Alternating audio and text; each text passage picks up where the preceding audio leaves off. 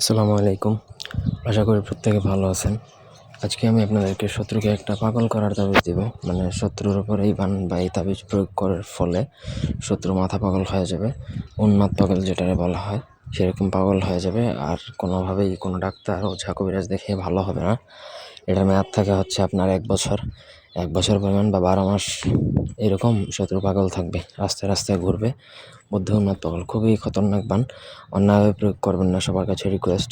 অনুমতির জন্য ভিডিওতে 10টা কমেন্ট করতে হবে এবং এটার নিয়মও কিন্তু অনেক হার্ড হতে পারে অনেকের কাছে। তারপর আমি বলে দিচ্ছি, পুরো ভিডিওটা না টেনে শেষ পর্যন্ত দেখবেন। আমার চ্যানেলটা সাবস্ক্রাইব করবেন, লাইক কমেন্ট শেয়ার করবেন।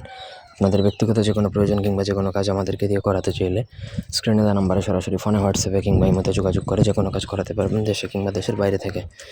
এই যে নকশাটা দেখতে পাচ্ছেন, ভুল করবেন না। একটু ভুল করলে কিন্তু নিজের ক্ষতি হবে, সুতরাং খুবই সাবধান। ভোজপাতার মধ্যে আপনাকে নকশা লিখবেন। বিষাক্ত সাপের কাঁটা দ্বারা একটা বিষাক্ত সাপ মারবেন অথবা যে কোনোভাবে মানে তার কাঁটা সংগ্রহ করবেন। সেই বিষাক্ত সাপের কাঁটা আপনাকে সংগ্রহ করে ভোজপাতার মধ্যে সেই কাঁটাটা কালির মধ্যে ডুবাইয়া লিখতে হবে। তো কালি হচ্ছে আপনার লাগবে কেশরের কালি, অষ্টাতীতার কালি এবং একটু ঘাম সিঁদুর মিশিয়ে 3টা একত্রে মিশ্রিত করে কালি দ্বারা লিখবেন।